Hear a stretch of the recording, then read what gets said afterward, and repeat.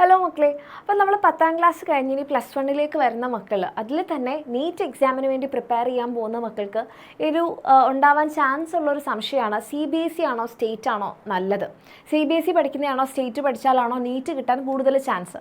ഇങ്ങനെയുള്ളൊരു സംശയം എൻ്റെ മക്കൾക്കുണ്ടെങ്കിൽ ആ ഒരു സംശയം നമ്മൾ ഈ ഒരു വീഡിയോയിലൂടെ ക്ലിയർ ചെയ്യുന്നുണ്ടാകും. ഓക്കെ, അപ്പോൾ ആദ്യം തന്നെ ഒരു കാര്യം നമുക്ക് വ്യക്തമായിട്ട് പറയാനുള്ളത്, നിങ്ങൾ നീറ്റിന് പ്രിപ്പയർ ചെയ്യുന്ന ഒരു മക്കളാണെന്നുണ്ടെങ്കിൽ നിങ്ങളുടെ സിലബസ് എന്ന് പറയുന്നത് NCERT ആണ്. NCERT ഫിസിക്സ്, കെമിസ്ട്രി, ബയോളജി ആണ് നിങ്ങൾക്ക് എക്സാമിനുള്ളത്. അപ്പോൾ നിങ്ങൾ സ്റ്റേറ്റ് പഠിച്ചാലും CBSE പഠിച്ചാലും NCERT തന്നെയാണ് നിങ്ങളുടെ സിലബസ്, അതിൽ വ്യത്യാസമില്ല.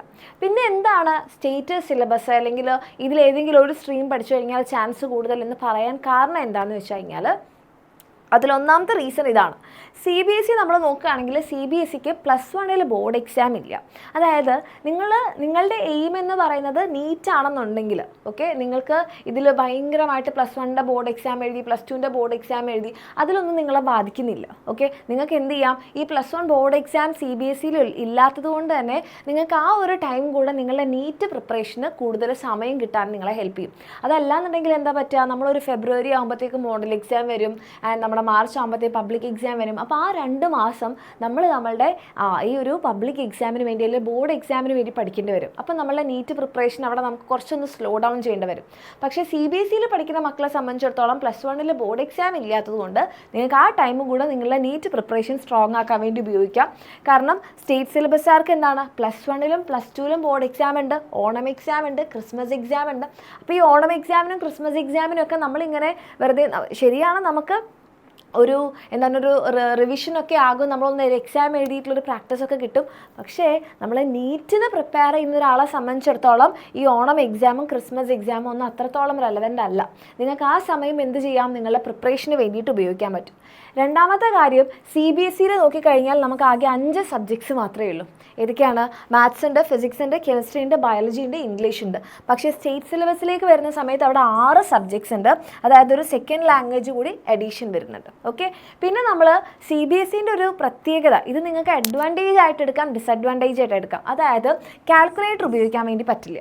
അപ്പം കാൽക്കുലേറ്റർ ഉപയോഗിക്കുന്നതല്ലേ നല്ലത്, അങ്ങനെ വെച്ച് നോക്കുമ്പോൾ സ്റ്റേറ്റ് അല്ലേ നല്ലത് എന്ന് എൻ്റെ മക്കൾക്ക് തോന്നും. പക്ഷേ CBSEക്കാർ കാൽക്കുലേറ്റർ ഉപയോഗിക്കാതെ ആയിരിക്കും അവരുടെ +1 +2 കാൽക്കുലേഷൻസ്, ഫിസിക്സിലായിക്കോട്ടെ, കെമിസ്ട്രിയിലായിക്കോട്ടെ, മാത്സിലായിക്കോട്ടെ, എല്ലാ കാൽക്കുലേഷൻസും ചെയ്യുന്നതും അവരുടെ എക്സാം എഴുതുന്നതും. ഓക്കെ, ആൻഡ് ഇതെങ്ങനെയാണ് നീറ്റ് എക്സാമിന് ബെനിഫിറ്റ് ആവാമെന്ന് ചോദിച്ചു കഴിഞ്ഞാൽ, നീറ്റ് എക്സാമിന് നിങ്ങൾക്ക് കാൽക്കുലേറ്റർ ഉപയോഗിക്കാൻ പറ്റില്ല, no calculator. Okay, NEET exam ഹാളിൽ കാൽക്കുലേറ്റർ അലൗ ചെയ്യില്ല. അപ്പോൾ അവിടെ ആർക്കായിരിക്കും ഉപയോഗം ഉണ്ടാവുക? നമ്മുടെ ഈ +1 +2 കാൽക്കുലേറ്റർ ഉപയോഗിക്കാതെ കണക്ക് കൂട്ടാൻ പ്രാക്ടീസ് ചെയ്ത് ആ മക്കൾക്കായിരിക്കും നീറ്റ് എക്സാമിന് മാത്തമാറ്റിക്സ് വരുന്ന സമയത്ത്. അപ്പോൾ മാത്സ് സബ്ജക്റ്റ് ഇല്ലല്ലോ എന്ന് നിങ്ങൾ ചോദിക്കരുത്. ഫിസിക്സിൽ അത്യാവശ്യം കാൽക്കുലേഷൻസ് വരും, കെമിസ്ട്രിയിലും അത്യാവശ്യം കാൽക്കുലേഷൻസ് വരും.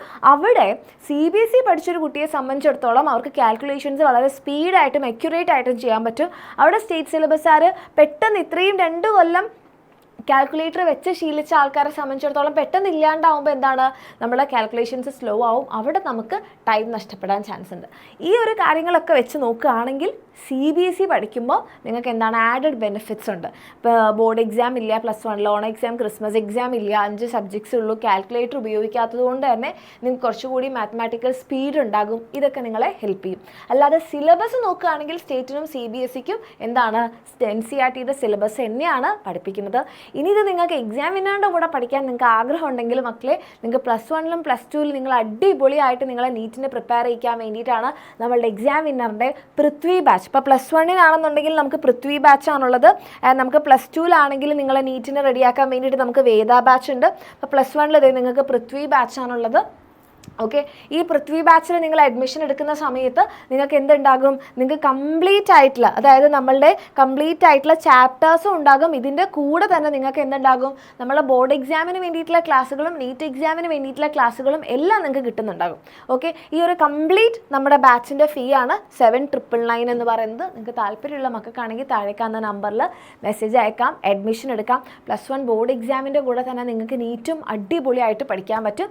അപ്പം ഈ ഒരു ഡിഫറൻസ് എൻ്റെ കുട്ടികൾക്ക് മനസ്സിലായി എന്ന് കരുതുന്നു. ഓക്കെ, അപ്പോൾ ഇതിൽ എന്തെങ്കിലും നിങ്ങൾക്ക് സംശയങ്ങളുണ്ടെന്നുണ്ടെങ്കിൽ നിങ്ങൾക്ക് താഴെ കമൻറ്റ് ചെയ്യാം. ഓൾ ദി വെരി ബെസ്റ്റ്, അടിപൊളിയായിട്ട് തന്നെ പഠിക്കാം.